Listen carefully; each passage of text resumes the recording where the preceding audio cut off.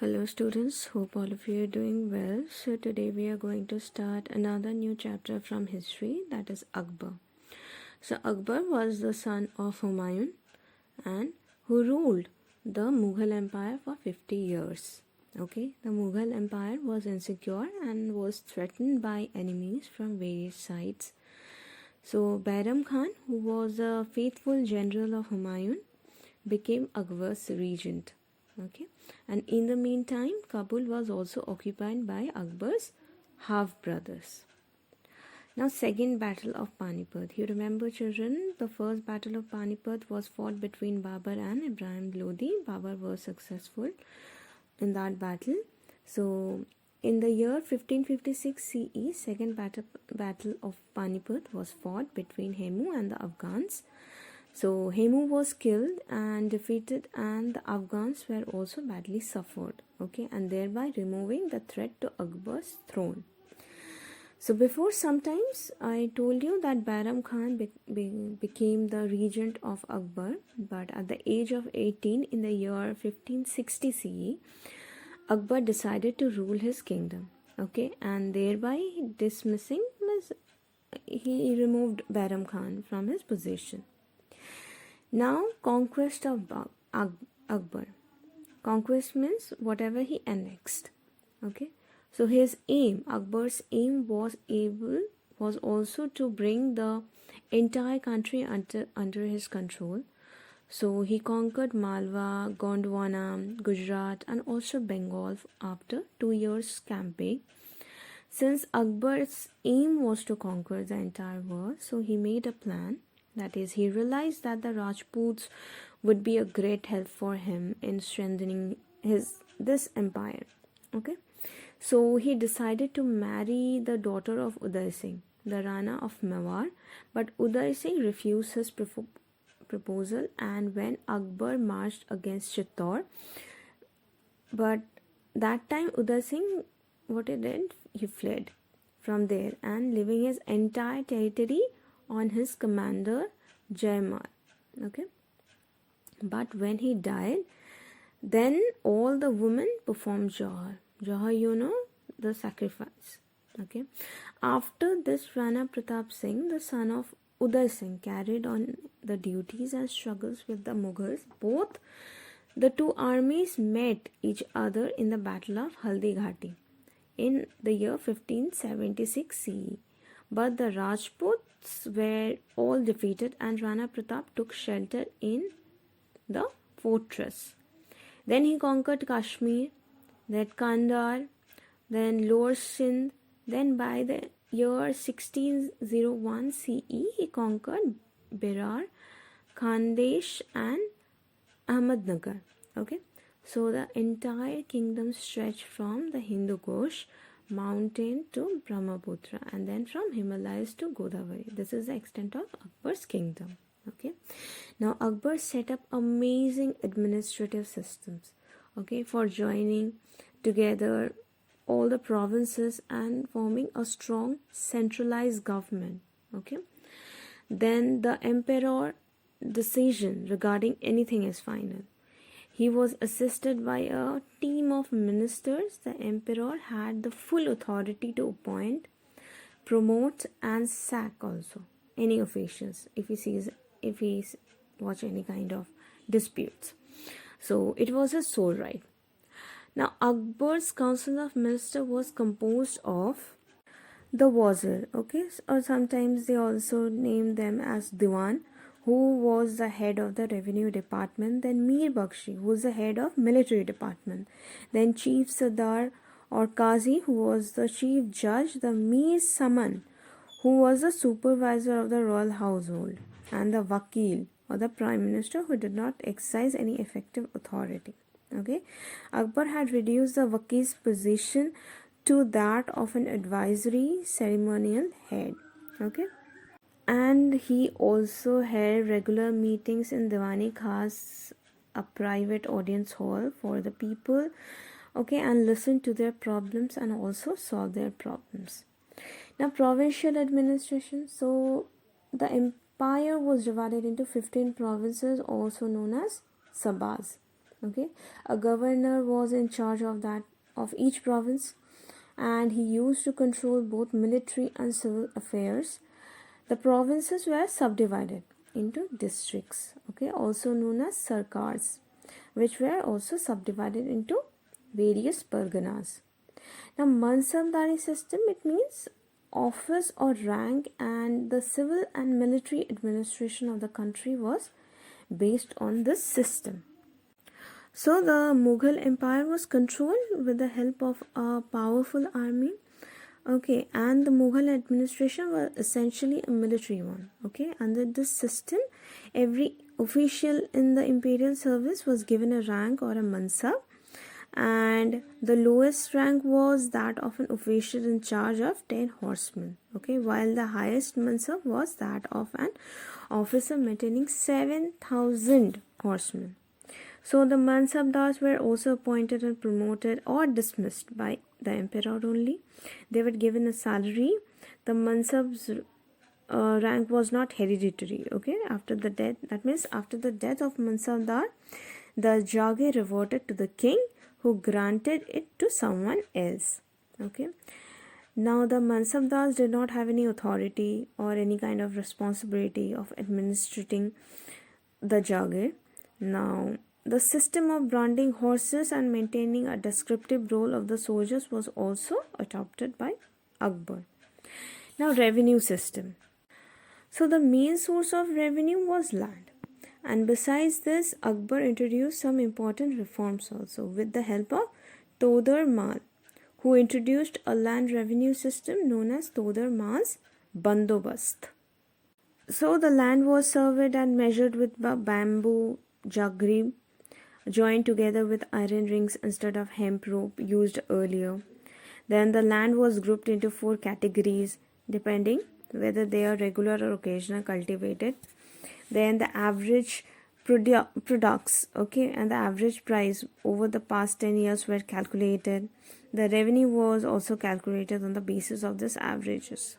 Okay, and 1/3 of the average produce was the king's share. It could be in cash also or in kind also. Now the revenue officers were instructed to treat the peasants well.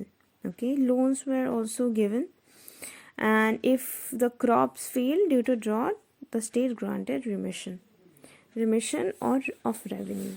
Okay, trade was another source of revenue. Okay, besides land. So India traded with China, Central Asia, Europe. The Portuguese established trade centers on the west coast during Akbar's reign. Okay, and Akbar issued a gold coin called the mohur. Okay, pure gold was used for coins which were of a standard weight, and silver and copper coins were also used.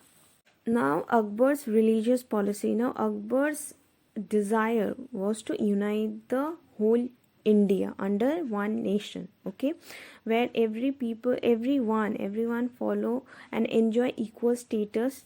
Okay, he adopted certain policies to transform the Islamic Mughal state into a secular one. Okay, Akbar abolished the jizya, that is poll tax, and the pilgrim tax.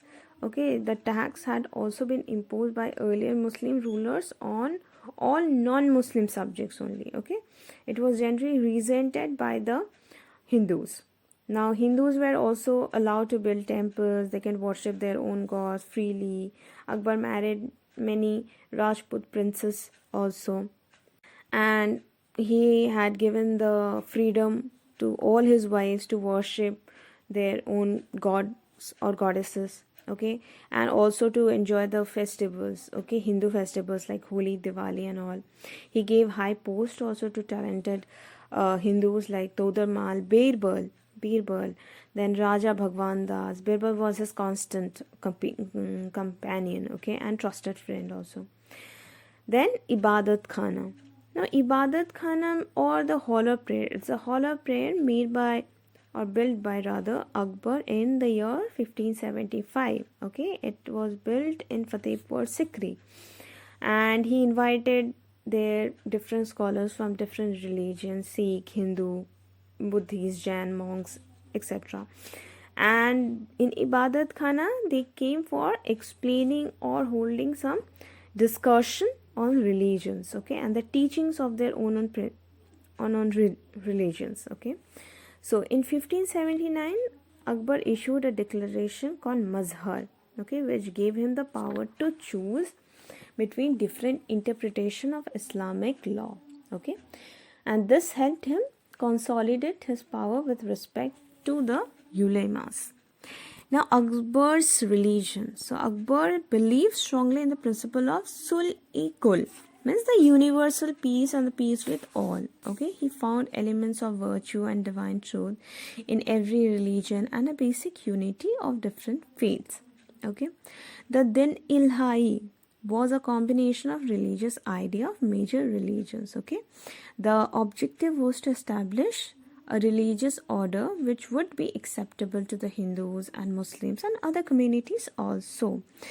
He also promoted universal brotherhood and national unity. So another feature of Akbar's religion is there was only one God, okay, and the Din Elhai was more like a code of moral conduct, okay. Now Rajput policy. So Akbar was impressed by the patriotism and the chivalry, means the bravery of the Rajputs, and he also treated Rajputs with honor and respect. Okay, and he strengthened also his ties with the Rajput through matrimonial alliances. Okay, he married the daughter of Raja of Amber. She was the mother of Jahangir. Okay, Akbar's successor. And he married several other Rajput princesses, as I have told. Then he won their friendship also, loyalty also, cooperation also by appointing them to important post of trust and responsibility. Okay. Now Akbar did not annex the kingdoms of the Rajput rulers after defeating them in the war. Now this is very important. Okay. Unlike other kings, okay, Akbar did not annex the kingdoms of the Rajput rulers after defeating them in war. Okay, they were allowed to retain their kingdoms if they recognized Akbar as their overlord and paid him regular tribute. Now, social and cultural achievements. Now, social reforms means Akbar introduced a number of social reforms. Okay, he prohibited sati and legalized remarriages, okay, of the widows. He discouraged child marriage also. The minimum age of the marriage for girls is 14 years and boys were 16 years. Okay, and consent of the bride and groom had to be taken. Okay, consent is very important. So in educational reform, so in the past education was mainly based on the studies of religious scriptures, but Akbar laid more emphasis on secular subjects also, like mathematics, agriculture, logic, history, astronomy. Okay, now a translation department was set up to translate Sanskrit words such as the Vedas, the Mahabharatas, the Bhagavad Gita, okay, from Arabic and Greek into Persian. Now this gave the middle and the upper middle classes access to common literature and an insight into various cultures. Now literature. So Persian was a court language, okay, and the upper class used to follow this Persian language, and it was encouraged. The Persian language was also encouraged by the Mughals, okay. Faizi, the brother of Abdul Faisal, was Akbar's poet laureate, and he was one of the greatest Persian poets of the Mughal times, okay. And Hindi was also used in the Mughal court. Birbal was made the Hindu Kavi, okay, Kaviraj, you can say.